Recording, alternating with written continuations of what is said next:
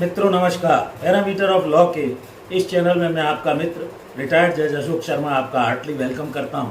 आज मैं माननीय सर्वोच्च न्यायालय के एक landmark decision Bangalore water supply विरुद्ध ए राजप्पा 1978 का एक केस है। सुप्रीम कोर्ट 548 पेज नंबर है। इसमें इंडस्ट्री की डेफिनेशन को डिफाइन किया गया है। इसमें 7 जजेस की लार्जर बेंच थी। सभी जज एक मत नहीं थे और 7 जजेस की बेंच का जो एक मत नहीं था उस पर डिसाइड करते हुए इसको वाइडर सेंस में इंडस्ट्री को लेने का कहा गया और ये कहा गया कि industrial peace and harmony company में होना चाहिए।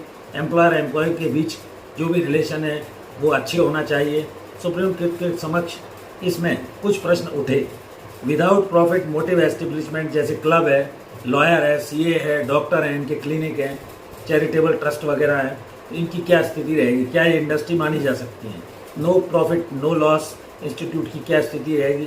तो इन्होंने ट्रिपल टेस्ट, एक कोई भी एक्टिविटी जो इंडस्ट्री तब मानी जाएगी जब वो ट्रिपल टेस्ट फुलफिल करती है। पहला है वो सिस्टमेटिक एक्टिविटी कर रही हो, it is a systematic activity.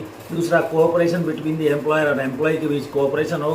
तीसरा प्रोडक्शन और distribution to satisfy the human wants and wishes.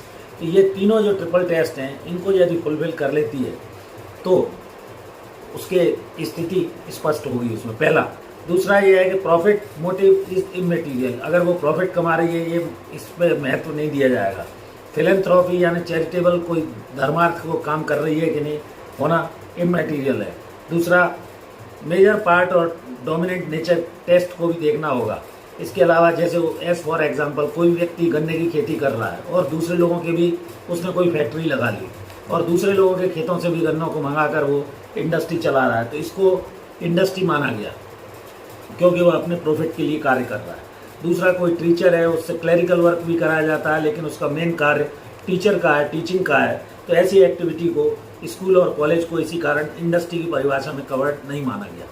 Industry की डेफिनेशन के कुछ एक्सेप्शन या अपवाद रखे गए और इन निम्न चीज़ों को, निम्न संस्थानों को इंडस्ट्री नहीं माना गया या इंडस्ट्री नहीं माने जाएंगे। उनमें कैजुअल एक्टिविटी वाले हैं, स्मॉल क्लब्स हैं, गुरुकुल है, फ्री लीगल और मेडिकल फैसिलिटी है, सिंगल कोई डॉक्टर का वो है, लीगल प्रोफेशन है, लेजिस्लेटिव एंड जुडिशियल फंक्शन है, तो इनको इंडस्ट्री की डेफिनेशन में कवर नहीं माना गया। तो इस तरह ये ट्रिपल टेस्ट जो मैंने अभी आपको बताया, it is a systematic activity हो उसकी। दूसरा, कोऑपरेशन बिटवीन एम्प्लॉयर एम्प्लॉई हो। दूसरा, प्रोडक्शन और डिस्ट्रीब्यूशन जो है to satisfy the human wants and विशेष के लिए हो। और उसके अलावा प्रॉफिट मोटिव इमेटीरियल रहता है। दूसरा, फिलेंथ्रॉपी या चैरिटेबल इमेटीरियल है। मेजर पार्ट उसका या डोमिनेंट नेचर क्या है ये देखना होगा। और इस तरह कुल मिलाकर इंडस्ट्री को, उद्योग को, ये Bangalore water supply versus A Rajappa के केस में लैंडमार्क डिसीजन है 7 जजेस बेंच का और ये इंडस्ट्री के लिए एक गाइडलाइन सभी को देता है। मित्रों, एक और अनुरोध है, मेरी धर्मपत्नी श्रीमती अर्चना शर्मा का भी एक यूट्यूब पर चैनल है, अर्चना आरटी हब के नाम से। कृपया उस चैनल को भी आप सब्सक्राइब करें, वीडियोस देखें, लाइक करें, शेयर करें, चैनल से जुड़े रहिए। मैं आपका अत्यंत आभारी हूँ।